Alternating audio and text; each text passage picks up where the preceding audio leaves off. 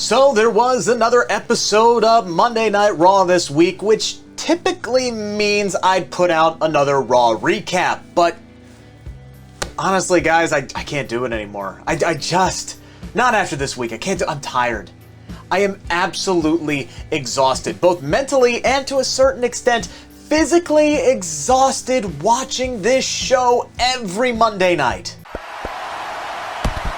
out, watch out, watch out, watch out! Let me start off by saying simply that I don't hate WWE. I really don't. I'm not known for knocking on them at every step, no matter what they do. That's not who I am. I have been a fan of WWE for over 20 years. I genuinely want them to do well, and I think they have an incredible pool of talent to put on amazing shows. Instead, however, we get shows that are full of endless rematches, bad promos, and even worse booking. Before I go any further, make sure to click the button, subscribe, Sportskeeda Wrestling YouTube channel. You know the drill. We're closing in on 20,000 subscribers. Exclusive content, exclusive interviews. We really appreciate your support. Now, as the Thunderdome era was coming to an end, what was it that we kept hearing throughout the rumor mill? It was, don't worry, guys.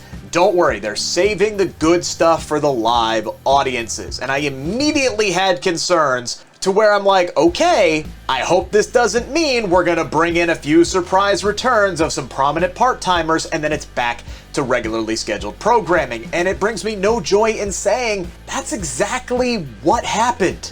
Now, this week's Raw was not all bad. I think Nikki A.S.H and Charlotte Flair have tremendous chemistry with one another. They had a really fun no-holds-barred match to close out the show. A very nice win for Nikki as well. Omos, meanwhile, solid match with Matt Riddle, and the big man continues to be booked incredibly well. But outside of a few shining moments, this week's show was chock full of problems. The biggest one?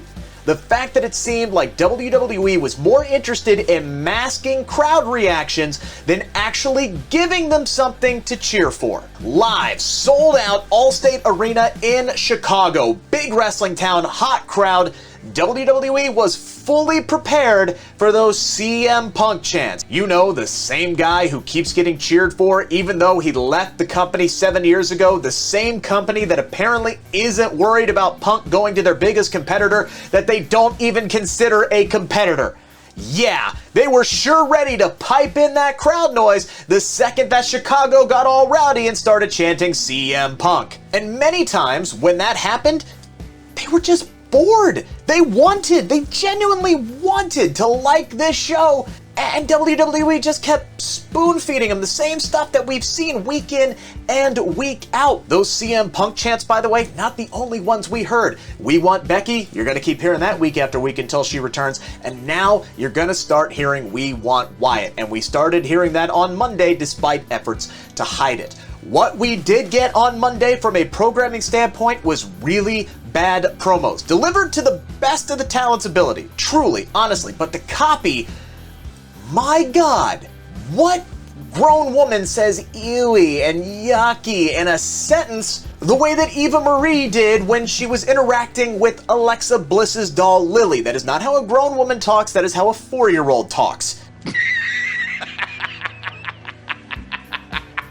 And do not get me started on the Simone Biles promo from Charlotte, which was just a bad idea. I don't care whose idea it was. Last week, they finally gave Damian Priest a match with someone new, and then it is right back to putting him with Miz and Morrison. One of several rematches we saw this week. Mustafa Ali and Mansoor took on Mace and T-Bar again. Even though it was really good, Charlotte and Nikki, a rematch. Karrion Kross and Keith Lee, once again, a rematch. All of them, with the exception of Damian Priest and John Morrison, accounted to 50-50 booking, which means we are likely to see all of these matches run back one more time at some point, probably some of them next week. I'm not saying that WWE isn't trying to put on a good show, but it sure does not look like it. And that is the perception that they are battling right now, whether they know it or not, from an outsider's perspective. And it's not just me, guys. Again, it's not just me. There are several Many people out there, fans and media alike, who are saying the same thing. From an outsider's perspective, it seems as though WWE cares about one thing and one thing only, and that is their bottom line. They have released a large portion of their roster this year due to budget cuts, despite extremely high quarterly earnings. Doesn't matter who it is, and it doesn't matter what it does to backstage morale. A guy as popular as Bray Wyatt, who moves a ton of merchandise, makes fistfuls of cash for this company when he's an active competitor, is let go for budget concerns?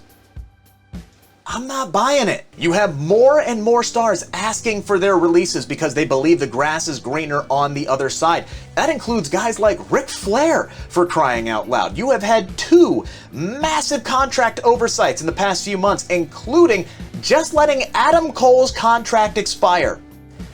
Adam freaking Cole! Not that many people in WWE give a damn about NXT anyway. That's pretty evident by the booking of Karrion Kross and Keith Lee in recent weeks. This week, Lee gets a much needed win after 2 inexplicable losses, but he beats Kross clean as a whistle just 3 weeks before he's set to defend the NXT Championship against Samoa Joe. If Kross is going to lose as a way to set up this Scarlet introduction on the main roster, if he's going to go on a losing streak for that, fine. It's dumb, but fine.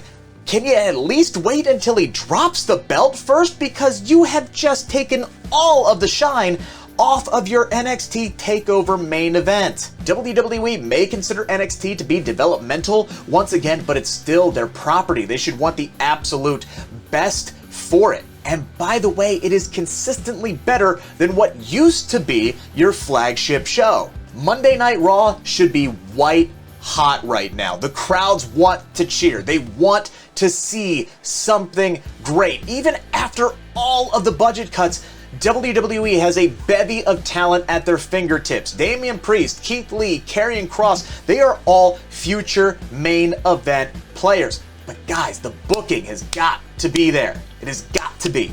WWE has to build these guys up. They cannot rely on the Goldbergs and the John Cenas of the world forever. Eventually, they will be gone.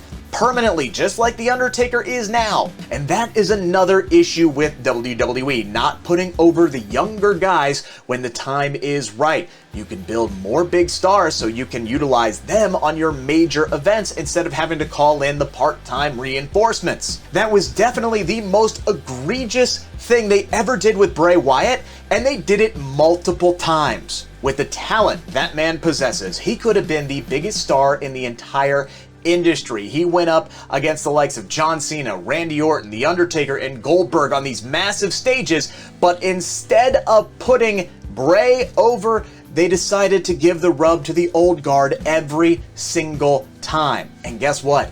Wyatt still found a way to get massively over before you gave his character to someone else and then let him go. Not Alexa Bliss's fault, by the way. Do not take it out on her. And that's the thing, none of this is the talent's fault. When it comes to Monday Night Raw, this show is just floating aimlessly with no direction or destination, and it's not fair. It's not fair to the talent. It's certainly not fair to the fans. Monday Night Raw could be so much better with just the littlest adjustments made, the slightest little effort whatsoever. For WWE's sakes and our own, I hope they wake up soon and realize that they have some massive problems before it is too late. SmackDown, consistently good. NXT, the same. Right now, Raw consistently is just not a good show, and I don't know how many people out there would argue with me about that right now. I really hope it changes. I really do. Again, I love WWE. I believe the roster is stacked, even after everything that's happened over the last 18 months. I believe in it. I just hope WWE believes in it as well. That's our video this time around. Make sure to give us the old thumbs up there. Also, make sure to subscribe to the Sports Kid Wrestling YouTube channel for more content like this, plus exclusive interviews and so much more.